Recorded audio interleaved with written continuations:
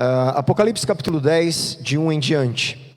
Vamos ler, e eu retomo aqui algumas questões até o versículo 4. Vi outro anjo forte descendo do céu, envolto em nuvem, com um arco-íris por cima de sua cabeça. O rosto dele era como o sol, e as pernas eram como colunas de fogo. O anjo tinha na mão um livrinho aberto. Pôs o pé direito sobre o mar e o pé esquerdo sobre a terra, e gritou com voz forte, como ruge um leão. E quando ele gritou, os 7 trovões fizeram soar as suas próprias vozes. Logo que os 7 trovões falaram, eu ia escrever, mas ouvi uma voz do céu dizendo, guarde em segredo as coisas que os 7 trovões falaram, não escreva nada. A gente já introduziu esse momento como um interlúdio. Um interlúdio é como que se fosse um parêntese grandão, né? Eu abro o parênteses, a gente não fala assim, a gente está falando alguma coisa numa conversa, abre o parênteses, você fala e depois você volta. O parênteses, ele é alguma coisa relacionada ao que você está falando, mas ele não é a frase, ele faz uma observação, alguma extensão e você volta. O que são esses interlúdios? Um parênteses grandão, né? Então você está vindo lá, primeira trombeta, segunda, terceira, quarta, quinta, sexta. Ao invés dele contar a 7ª, ele faz um parêntese grandão do texto, que é chamado aqui interlúdio. Isso aconteceu no selo, acontece agora então nas trombetas. Você vai perceber que os 2 interlúdios têm alguma coisa a ver com a igreja. Você percebe que por enquanto as trombetas estavam falando os juízos sobre os habitantes da terra, sobre os habitantes da terra, sobre os habitantes da terra. De repente, depois da 6ª trombeta, abre-se um interlúdio. Lá no interlúdio foi a selagem dos santos. Agora acontece outra coisa, ele vai falar de um livrinho, ele vai falar de alguma coisa que está acontecendo aqui, ele vai falar, se você for colocar que tem um juramento de um anjo, tem a medição do templo, nós vamos ver, importantíssima a medição do templo, as 2 testemunhas, você tem um monte de informação, antes da 7ª trombeta, que ele quer que a gente entenda que tem a ver com a igreja nesse período. É isso que a gente tem que entender em todo esse processo do interlúdio que a gente vai estudar. Lembra novamente aqui, o versículo 1 começa com aquela expressão tantas vezes que eu falei para vocês. Sabe aquela que eu falei assim?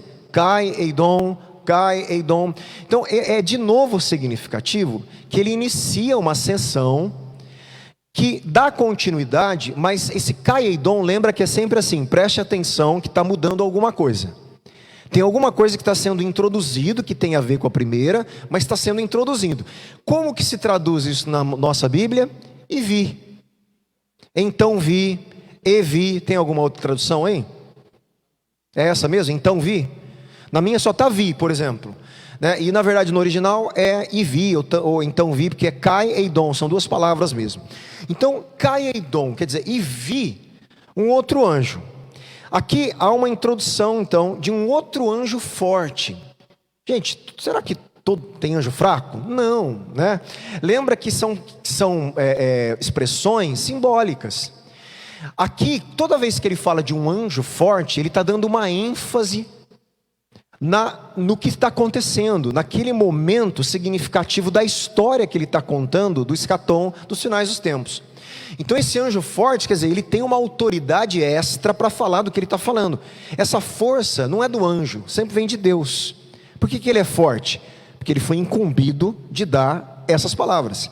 Então a força que ele tem é do próprio Deus, dando a autoridade para ele cumprir isso aí, falar o que ele pode falar. Não é outro anjo que pode falar. Mas será que o Miguel, que é um anjo guerreiro, não era mais forte que esse anjo? Talvez, a gente não sabe. O que eu estou dizendo é que a força do anjo aqui é uma questão também figurada em que sentido? Ele está exercendo uma função que foi delegada somente a ele nesse momento. Ele tem a autoridade, ele tem a força de Deus, e a voz dele é forte, a voz dele é gritada nesse momento. Existe uma voz alta, proferida de uma forma incisiva, existe uma força no comunicado, e tudo isso é para representar o que é significativo que está sendo falado. Então, entende isso? Tranquilo? Já foi falado de um anjo forte. Vamos ler? Vamos voltar lá. Davi, abre para mim Apocalipse 5. Olha que interessante, quando a gente leu, lembra que no capítulo 5 é o trono de Deus, falando do Cordeiro? Lá nessa passagem também foi falado de um anjo, que veio forte. Apocalipse 5, versículo 2. Vi também um anjo forte. E olha só que interessante, quando ele é um anjo forte, parece que está conectado com uma voz gritada, uma voz forte, uma voz anunciada com muita ênfase, né? E ele perguntava bem alto: quem é digno de quebrar os selos e abrir o livro? É a passagem importante, né? Que ele vai falar, ver que ninguém era digno, João chora, e alguém anuncia: não, tem alguém que é digno, o Cordeiro de Deus, ele é digno de abrir o selo, né? Então nós já estudamos sobre isso. E também vai aparecer depois um anjo forte no capítulo 18. Então nós temos aqui algumas passagens, né? Capítulo 5, versículo 2. Agora, esse anjo forte de Apocalipse 10, 1.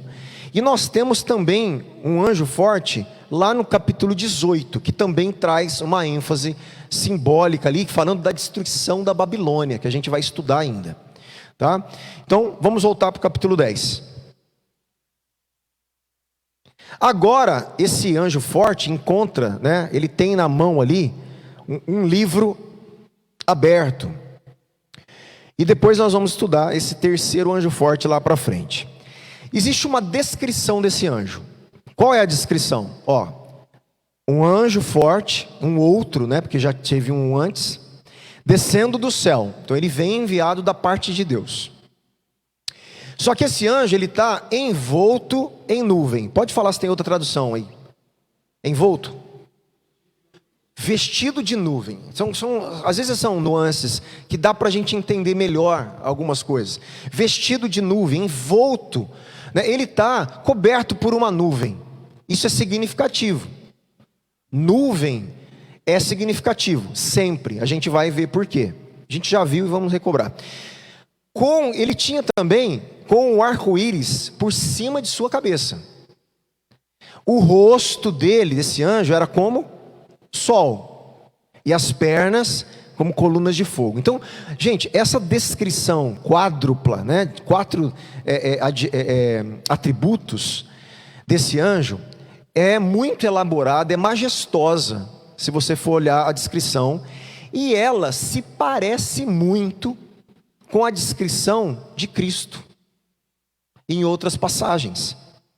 Se a gente voltar lá no capítulo 1, versículo 3 a 16, você vai ver que algumas coisas se parecem do jeito que Cristo foi descrito. O que isso quer dizer? Ele é Cristo? Parece que não. Ele é um anjo que tem dado a ele uma glória de representar Cristo de uma forma muito enfática. Por isso alguns atributos são semelhantes ao de Cristo. Ele tem uma autoridade de Cristo para fazer a missão que ele está fazendo, uma glória que foi dada a ele, passada para ele, para anunciar o que ele está prestes a anunciar. Essa primeira característica aí, ó, vestido de nuvem, né, envolto em nuvem, gente, é interessante porque é a de que ele está vestido, em 1:7, perdão, Cristo está vindo com as nuvens. Você lembra que a volta de Cristo será nas nuvens? O filho do homem de Daniel, que vai estabelecer o reino eterno, vem nas nuvens. Então esse atributo, essa característica desse anjo, dizendo que ele está envolto numa nuvem, ele está numa posição muito elevada. Dado a ele uma glória e um poder para atuar do jeito que ele tem que atuar, vindo do próprio Cristo. Ele simboliza, ele representa, como um embaixador, cheio de autoridade, representando o governo de um país, com toda a autoridade. Ele tem essa autoridade de Cristo aqui, nessas figuras que a gente está vendo, né? Outra coisa interessante, fala que os cristãos vão encontrar, né, pessoas amadas que partiram nas nuvens. Agora, no Antigo Testamento, Deus aparece em uma nuvem como sinal de glória, em Êxodo, 1 Reis, Ezequiel.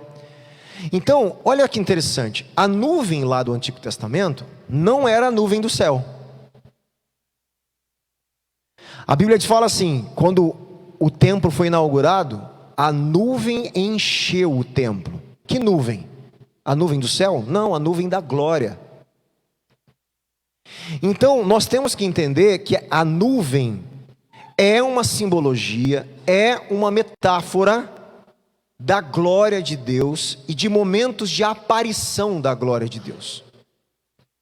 Então, quando fala que Jesus vem nas nuvens, eu posso interpretar que ele vai aparecer em glória. Ele vai aparecer no meio da fumaça da glória e ele vai se expor novamente e se deixar ser visto novamente. Isso chama-se na teologia, eu acho que já citei essas palavras aqui, teofania ou epifanias, né? São aparições da glória de Deus. As epifanias são aparições da presença, da glória de Deus, de uma forma que o ser humano pode captar, sentir, tocar, ver, perceber, e Deus aparece na história, fazendo essas epifanias, né? E isso aqui, é mais ou menos isso que está aqui significando. O anjo é um representante de Cristo, também sendo vestido então, nas nuvens, como um sinal da presença e da glória escatológica de Deus.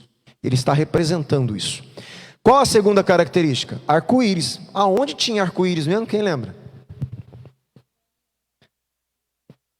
Além da aliança, em Apocalipse. Quem lembra? Ao redor do trono.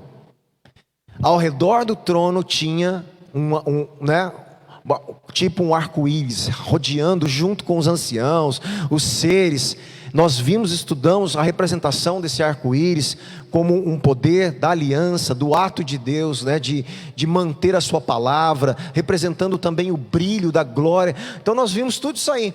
De repente, esse arco-íris, que estava lá ao redor do trono de Deus, ele aparece agora na cabeça do anjo. O que isso está falando? Ele tem características de Cristo e ele tem algumas características do trono. Então ele é um anjo forte. Em que sentido? Ele é um representante oficial da glória de Deus e da glória de Cristo. Então todas essas simbolismos é para falar isso. Essas características autenticam o que ele está falando, dá autoridade para ele representar a voz de Deus nessa situação. Então, olha só, essa segunda característica, né, arco-íris sobre a cabeça, da mesma forma que Deus lá em capítulo 4, versículo 3, tem o arco-íris ao redor do trono, indicando sua misericórdia.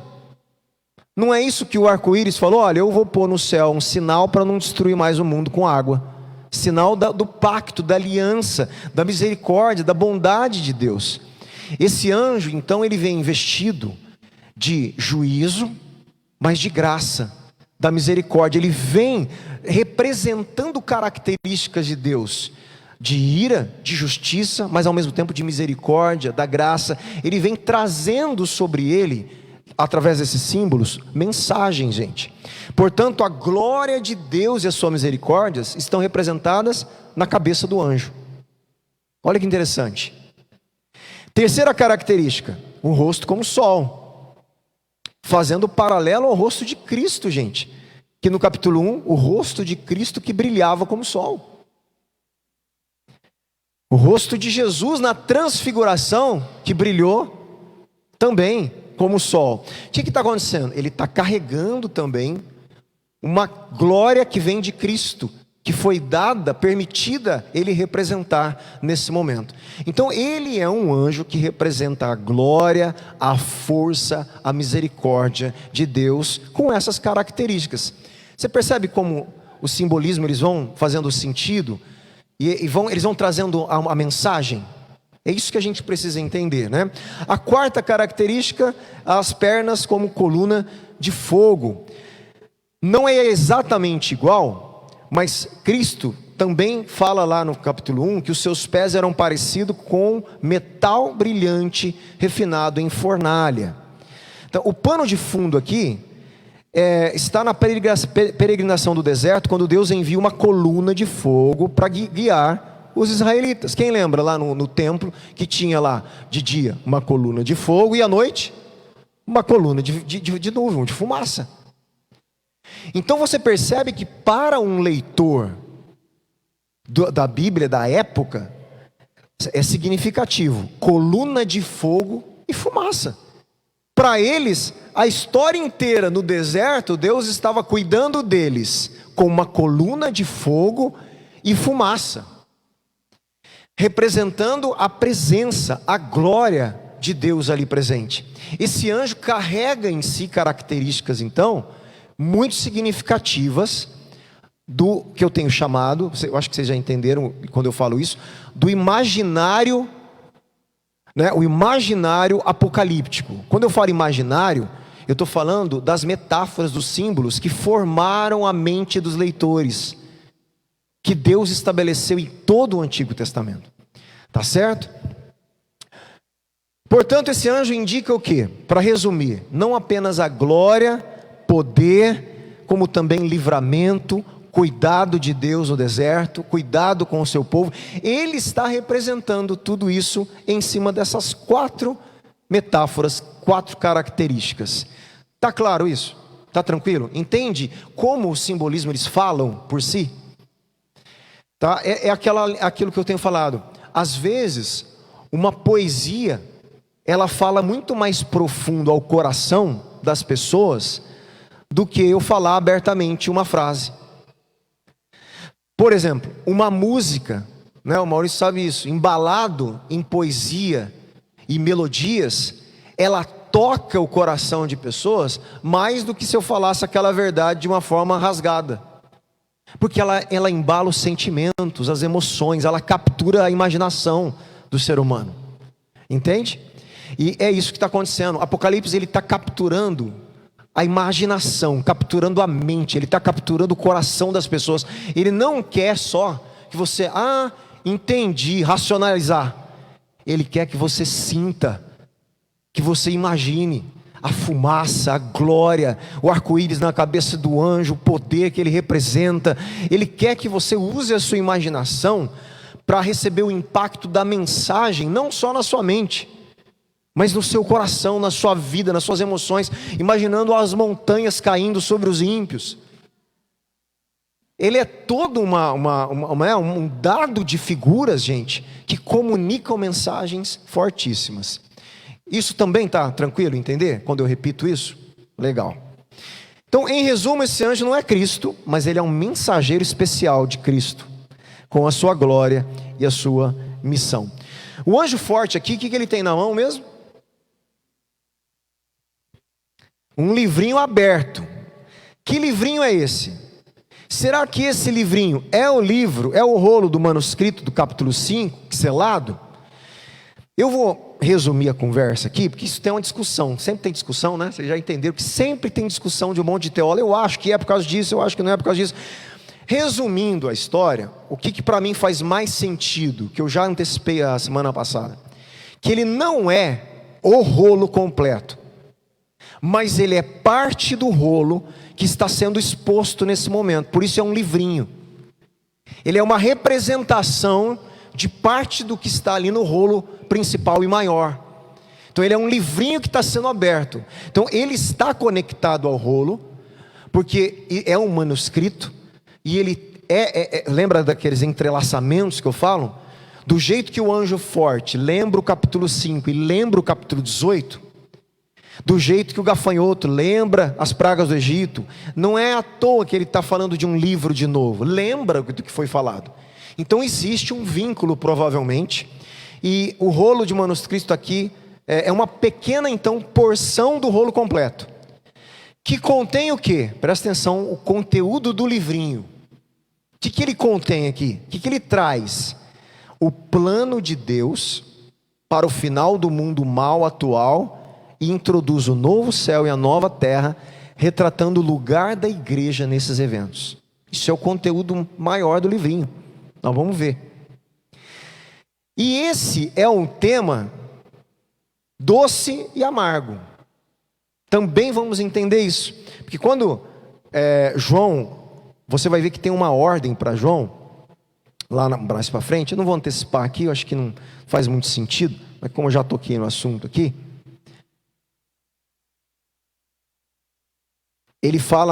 o anjo fala para João pegar o livrinho e comer o livrinho, né? Come o livrinho, devora.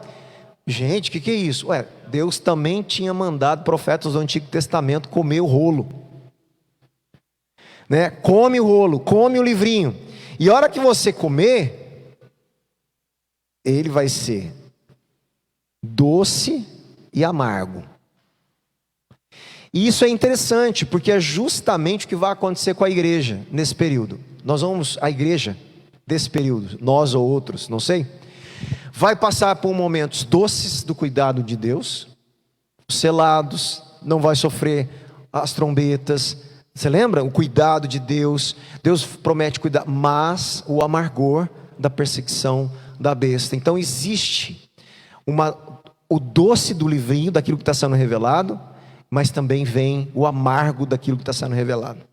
E João vai provar isso, né? Interessante aí, que a gente vai estudar isso aqui com o tempo. Enquanto ele segura o rolo de manuscrito, o anjo forte, o que ele faz? Olha lá, versículo 2. Tinha na mão um livrinho aberto, ele pega o livrinho, ele está com o livrinho, ele põe um pé no mar e põe o outro pé na terra. Significativo, posição de domínio, de posse, de autoridade. Olha que interessante uma informação aqui que eu vou passar para vocês. Da época, leitores dos tempos da antiguidade teriam pensado, quando eles falassem no anjo com um pé na terra e um pé no céu, poderia ter vindo na cabeça deles uma imagem da época que tinha uma imagem de uma divindade com um pé no céu, na terra e um pé no mar.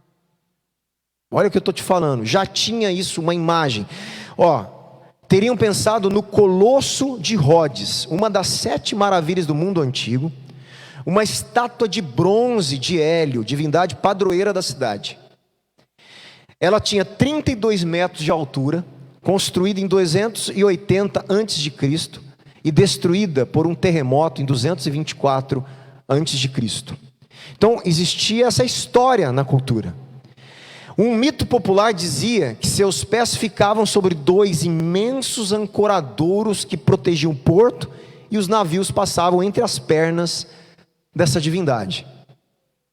Um teólogo fala assim: a estátua estava colocada sobre uma elevação que avançava sobre o mar, possibilitando uma visão panorâmica do porto, e a magnífica estátua ainda era visível no solo nos dias de João.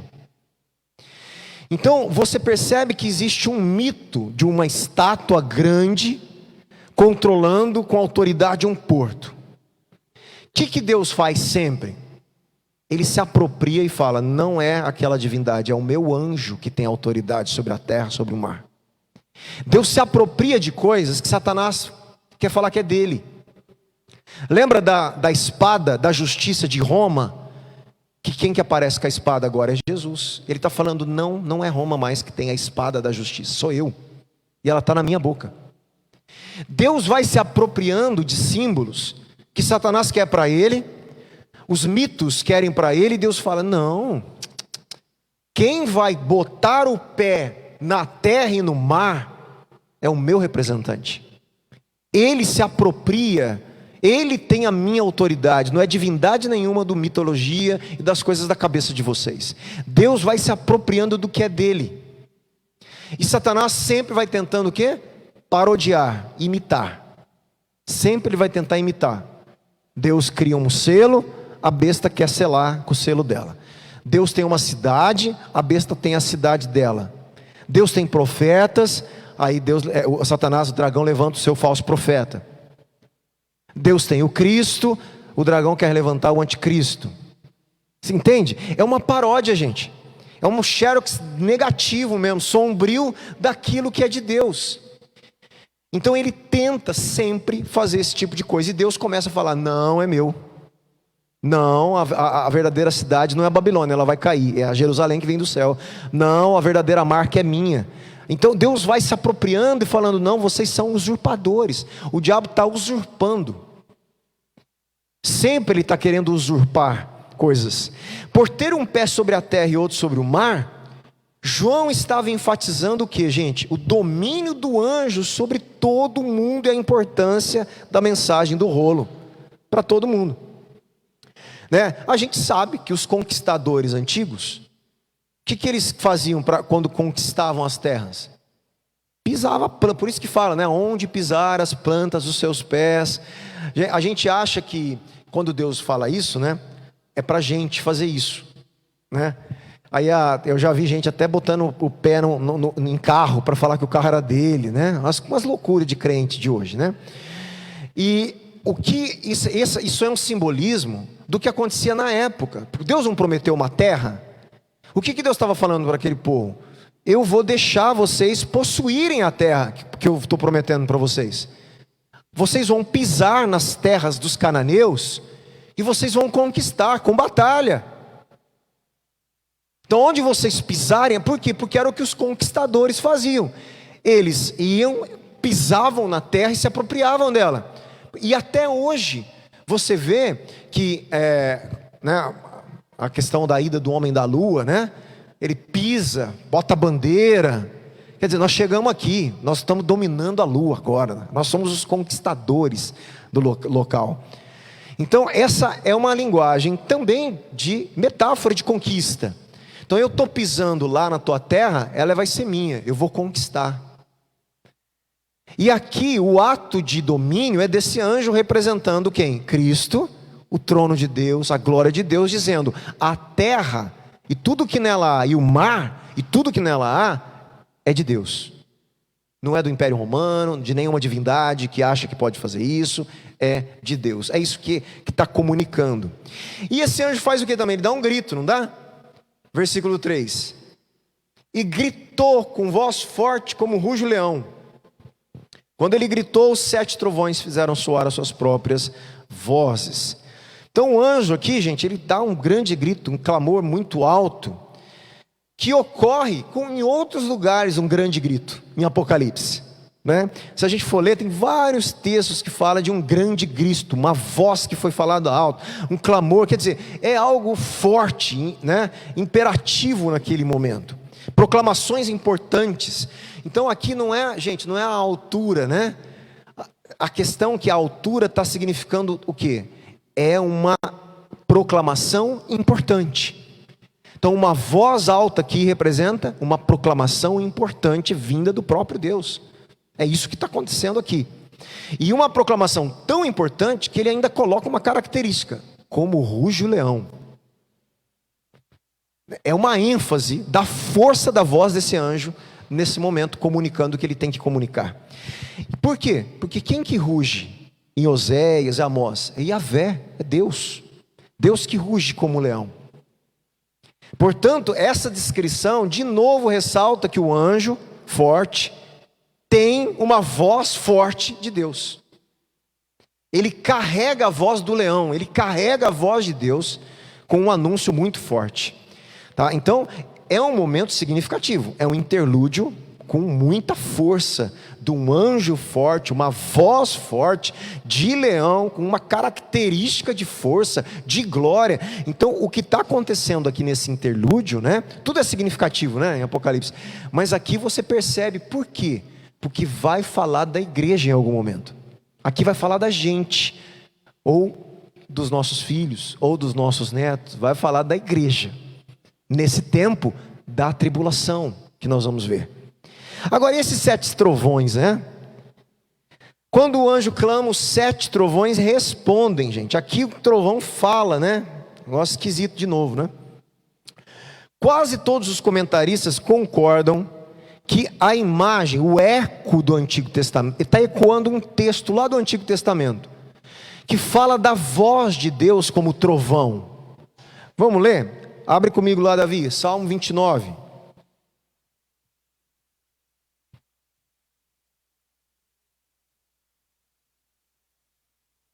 Versículo 1.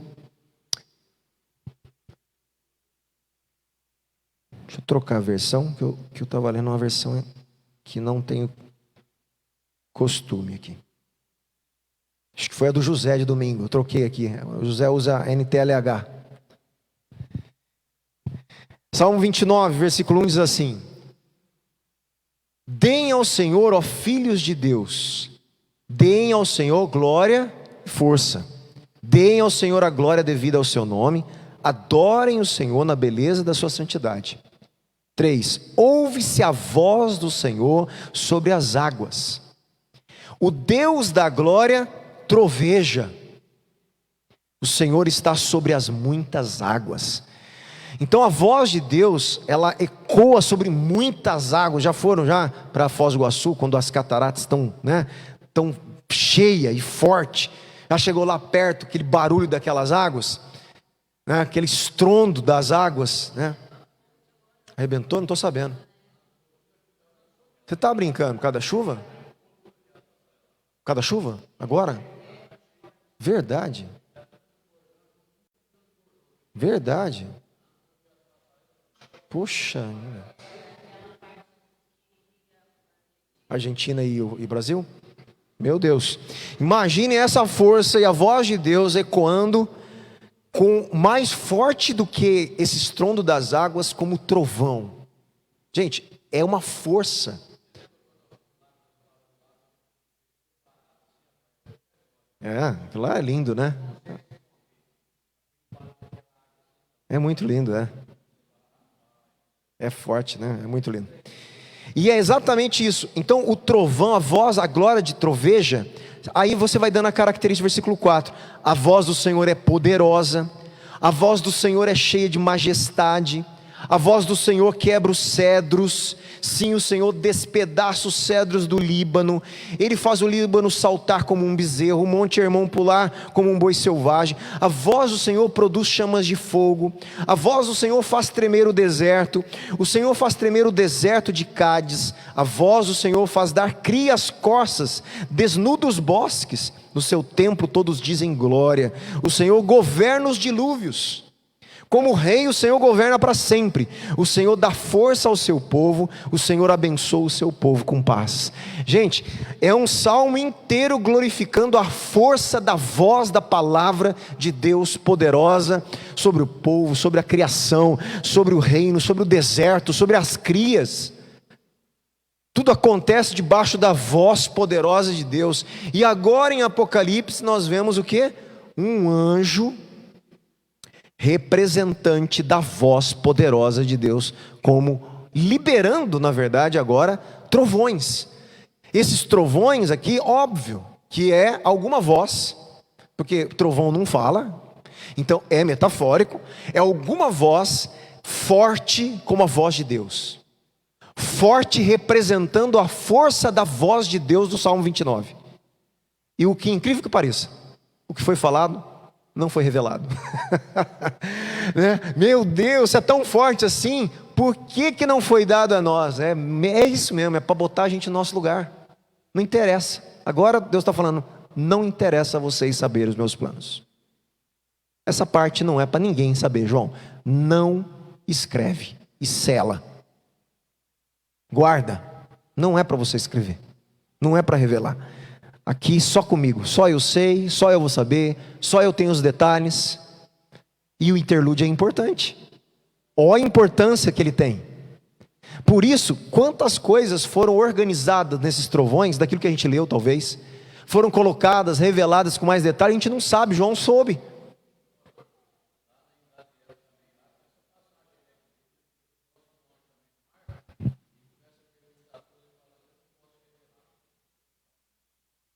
Exatamente, nós vamos fazer esses links daqui a pouco. Por quê? Porque tem muita coisa conectada com o que foi falado com Ezequiel. Nós vamos ver, tem a ver com o templo que está medindo. Ezequiel mede o templo também. Daniel vê algumas coisas que devem ser seladas até os últimos dias. Algumas coisas aqui estão arrancando o selo. E aqui no caso não, sela, guarda, não é para revelar. Então nós vemos muitas coisas se entrelaçando. E as coisas de Deus se esclarecendo.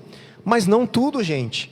Não tudo. Não para a gente ter controle total, e em saber com exatidão as coisas, como se a gente fosse adivinhar tudo. Não foi para isso. Essa que é a questão que a gente precisa entender. Aqui é uma clara mensagem de soberania de Deus. São os meus planos. São 7 informações estrondosas, fortes, que eu não vou deixar vocês saberem. Acabou, né? E acabou, e ponto final. Quem está falando isso é Deus, né? Então não vou me deter muito aqui. Como eu estou falando, não vou me deter porque tem... O que acontece? Sempre, gente, isso é uma questão teológica. Eu não vou me deter, porque para mim está claro aqui que não é para saber. Mas você sempre vai ter teólogos que vão querer perguntar por quê que não foi revelado. O que será? Qual que será, né? E eles vão especular. E um especula uma coisa, outro especula outra. Tudo bem, é normal, o ser humano aguça isso. Mas não vale a pena especular aqui, até porque o texto está deixando claro. Não vou revelar, ponto final. Existe uma voz, o que vocês vão saber? São 7 vozes, como de trovão. 7 trovões falando, quer dizer, 7 vozes representando a voz do Salmo 29, do próprio Deus. Falando, e João ao escrever, não vai escrever. E ponto final, não escreva nada. Ponto, está resolvido. Então, do nosso ponto de leitor, o que nós temos que entender? Deus disse que não vai falar tudo para a gente. Ele fala o que Ele quer, na hora que Ele quer, do jeito que Ele quer. E a gente tem que se contentar com o que Ele já deu. E acabou. Nós não vamos conseguir saber o que está escrito aí.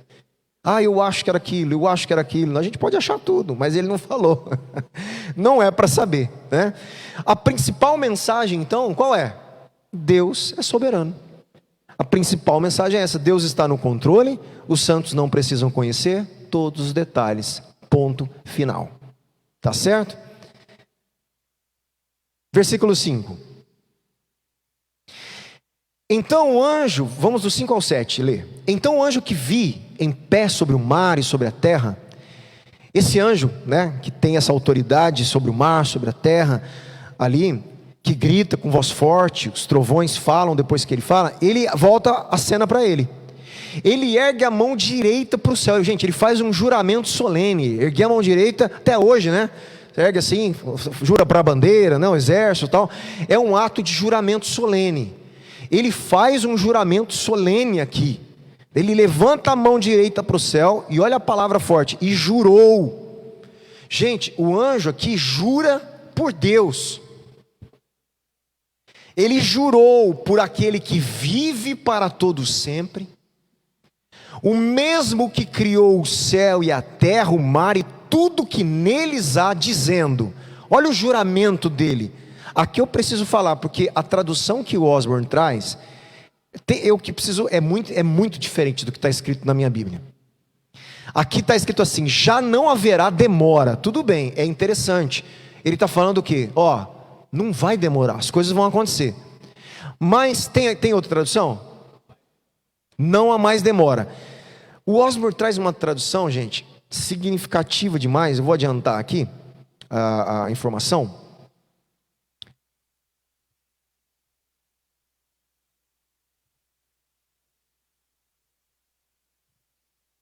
Olha como ele traduz isso de uma forma literal do texto grego. Ele fala assim, que a tradução para ele, literal, seria: tempo não mais haverá. Quando os tradutores olham para essa frase literal grega, não faz sentido. Ele tem que organizar na língua portuguesa, não tem? Ele tem que organizar. Aí ele lê: tempo não mais haverá. O que quer dizer isso? Não haverá tempo, já não haverá demora no tempo que vai demorar, quer dizer, não tem um tempo grande. Aí Osborne fala: não, para mim está dizendo que tempo não haverá, referindo-se ao final desse mundo, quando o próprio tempo vai parar, vai cessar e a eternidade vai começar. O tempo vai cessar. O tempo cronológico não vai existir, a eternidade vai começar. E tem a ver com o que vai acontecer lá na frente. Tudo já passou, as coisas velhas já passaram, tudo se fez novo. A hora que acontece isso, o tempo não existe mais, ele acaba. Há um colapso, gente. O espaço que a gente conhece, quem sabe um pouquinho de física aí, né? Quem estudou um pouquinho, conta-se aí, né, na física, os físicos e tudo, que o tempo, ele só começa a existir quando o espaço é criado. Não existia tempo antes do espaço, do universo ser criado. Não sei quantos têm esse tipo de informação, né? É uma informação da física. Quando começa a existir? Quando o universo é criado, aí tem a teoria do Big Bang, aquela coisa toda da explosão. Independente de como Deus iniciou o universo, esse espaço, o universo, quando ele começa, o tempo começa. Não tinha tempo antes do universo, é isso que eu quero que você entenda. Não existia tempo. Só existia eternidade. Por isso que Deus não é temporal, porque Ele existe antes do tempo, Ele criou o tempo. O que está falando aqui é que o tempo criado, junto com o espaço, vai colapsar. Por isso que vai existir novo céu e nova terra. Ele vai destruir, as coisas velhas vão passar, o tempo vai deixar de existir do jeito que a gente conhece, e uma nova esfera, uma dimensão eterna vai entrar em ação no novo céu e na nova terra. Então o espaço e o universo, ele vai ser modificado. Porque aí o tempo e o espaço modificado, e Deus vai fazer com que isso entre na eternidade. Por isso que nós precisamos de um corpo novo, para viver num lugar que não tem mais tempo cronológico. Por isso que a ressurreição do corpo é um corpo semelhante ao corpo de Jesus, um corpo incorruptível, eterno, sem morte, para eu viver num espaço que não é mais esse espaço que está colapsando, e nem nesse tempo cronológico, é numa outra realidade espaço-temporal, gente. É um negócio extraordinário, Deus vai refazer a criação. E para mim faz muito sentido o que Osborne está colocando na literalidade dele. O que ele está falando aqui é como se assim, eu estou jurando agora por Deus, tempo não mais haverá, quer dizer, vai chegar o fim de tudo, a eternidade vai começar. Essa é a mensagem que Osborne entende. A eternidade está chegando. O espaço e o tempo do jeito que a gente está conhece, está chegando ao fim. Essa é a mensagem se Osborne tiver certo. Se Osborne não tiver certo, a mensagem é então que o que está sendo falado, eu poderia então colocar, vai acontecer em breve, sem demora. Tá? Então, fica aí a alternativa. Me é muito interessante a exegese que ele fez do texto original, dando a entender que o que está acontecendo está chegando o momento de toda a estrutura da terra, do universo, não existir, e a eternidade se implantar. Então o tempo não mais haverá, a eternidade está chegando. Então faz sentido para mim, dentro do que está começando a acontecer, conectado com a sétima trombeta, com o que virá para frente, tá? Mas eu também não sei se é isso, mas é uma tradução muito diferente das que a gente tem. É muito interessante como ele faz essa exegese. Eu vou pregar sobre isso um dia, porque a Lu me aguçou esses dias atrás, a Lu Machi, mas talvez até a próxima pregação eu entre nesse assunto. É mais ou menos que todo mundo sabe. Cita o Salmo 23, versículo 1. Pode estar, decor. Todo mundo conhece o Salmo 23. Senhor é meu pastor, nada me faltará. Vai lá para o original grego. Não existe a palavra nada no grego, no hebraico. Não existe a palavra nada no hebraico. Não existe. A tradução literal é: o Senhor é meu pastor, não faltará. Não tem nada lá. Muda completamente o entendimento do texto. Por que os tradutores botaram nada lá? Eu não sei, mas porque a tendência é deles olharem, como a frase em português ela não faz sentido, ele precisa dar sentido para uma outra língua, eles preenchem lacunas. Algumas lacunas, ótimo, não mudou o texto. Outras, mexe com o texto. Porque na nossa cultura materialista, o nada é entendido com questões materiais, com coisas, e a gente leva para um lugar que o texto, Salmo 23 não está falando. Mas o que fala no nada? Na minha pregação eu vou revelar, tá? Vocês vão ter que vir no culto de domingo, quando eu pregar. Mas você entende o que eu estou falando? E aqui, a mesma coisa. Osborne olha para o texto e fala assim, gente, está todo mundo traduzindo, já não haverá tempo, não haverá demora, não vai demorar. Por exemplo, não tem a palavra demora no original. É tempo a palavra. Que eles colocaram, não haverá demora. Entende o que eu estou falando? Por quê? Porque eles precisam traduzir aquele conceito. Osborne olha e fala, não, deixa o negócio literal. Literal é tempo não mais haverá. É isso que está escrito. Eu sei que não faz sentido para a gente, mas é isso que está escrito. Então ele prefere deixar e a gente não entender, ou então deixa Apocalipse revelar o que está aí. Ué, não está falando que a eternidade vai começar? O tempo vai colapsar. E ele tem esse insight teológico, como se assim, não, o texto está certo, a gente não precisa mudar. Deixa o texto do jeito que está.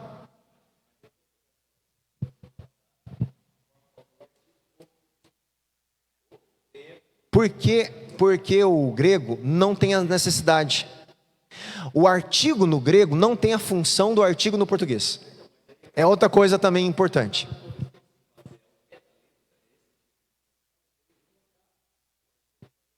Mas aí não coloca porque não tem no original. Não tem.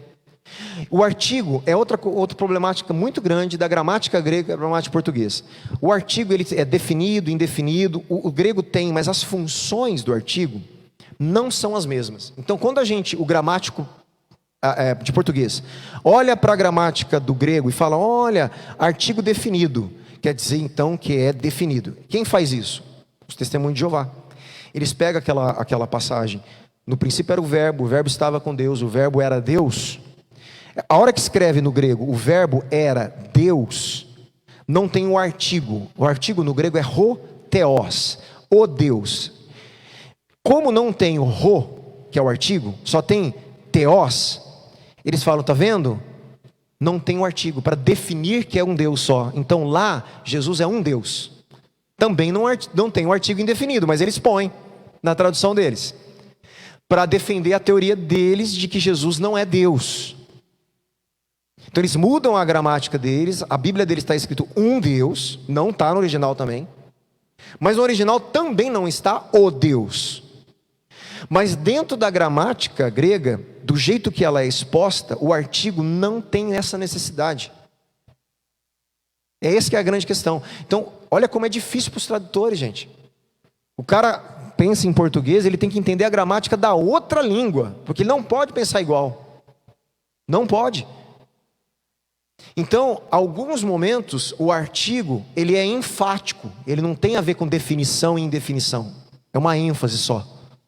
Tanto é que eu falei, você lembra lá que eu falei a hora, o mês, o ano, lembra que eu falei? Lá no grego o cara pôs o artigo, João pôs o artigo. Não precisava na língua portuguesa, ele podia falar hora, mês e ano. A hora, o mês, o ano. Não é para definir o ano, não é um artigo definido no sentido da mentalidade portuguesa, do português do Brasil, não é. É uma ênfase da literatura grega, no sentido, Deus está controlando o ano, há um controle específico do mês, ele está dando uma ênfase em cada nível de cronologia, né, e de datação de Deus naquela situação. Então, é uma ênfase literária. Então, essas coisas são importantes, senão a gente comete erros, né? E os gramáticos, gente, eles têm dificuldades, os tradutores, né? Não é fácil traduzir uma Bíblia. A nossa Bíblia portuguesa, a nossa tradução, que está na tua mão, ela é muito boa, porque tem muita pouca discussão em coisinhas como essa. Por exemplo, hoje eles já poderiam ter corrigido o Salmo 23. Todo mundo que sabe já que não tem nada. Só que com a tradição, com os anos, eles deixaram. Talvez um dia algum tradutor tenha a ousadia de tirar o nada. Só que aí tira o nada em português, o Senhor é meu pastor, não faltará. Você entende o que eu estou falando? Não fica um vazio, não faltará. Aí a pergunta é, não faltará o quê? Não faltará quem? A gente fica num vácuo por causa da língua.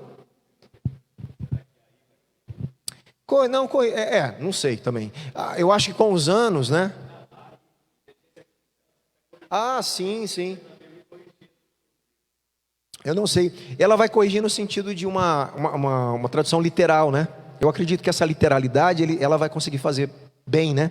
Porque como ela não tem essa interpretação de senso, de contexto cultural, até tem, mas eu acho que menos do que ainda o ser humano nesse sentido, essa percepção de sentimentos, de linguagem própria de local e tudo, né?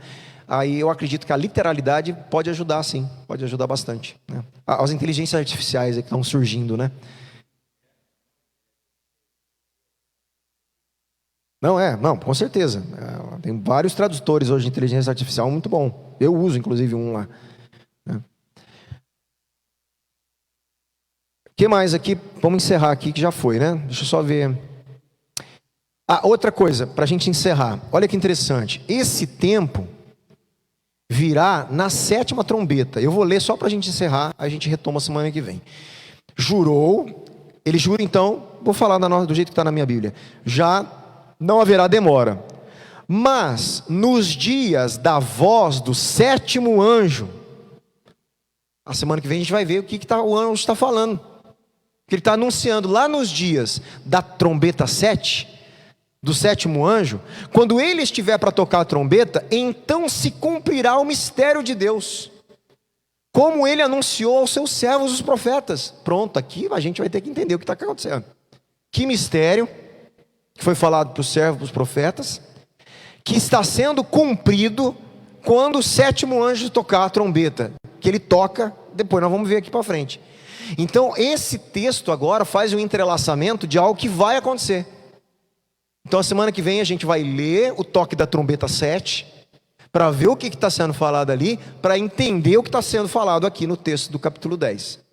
Tá bom? Então fica aí, para a gente continuar a nossa leitura, tá bom? Eu vou até anotar aqui para não me perder. Gente, mas tá dando para... A mensagem está clareando aos pouquinhos, né? Você viu que Apocalipse é um empenho nosso de estudo, né? Se fosse outro livro era muito mais fácil. Nós estamos num livro difícil que requer um empenho, realmente uma perseverança de estudo, de atenção. Mas eu acho que está ficando mais simples, porque a gente já entendeu a lógica do livro, a simbologia, né? Acho que tá ficando mais fácil nesse sentido, né?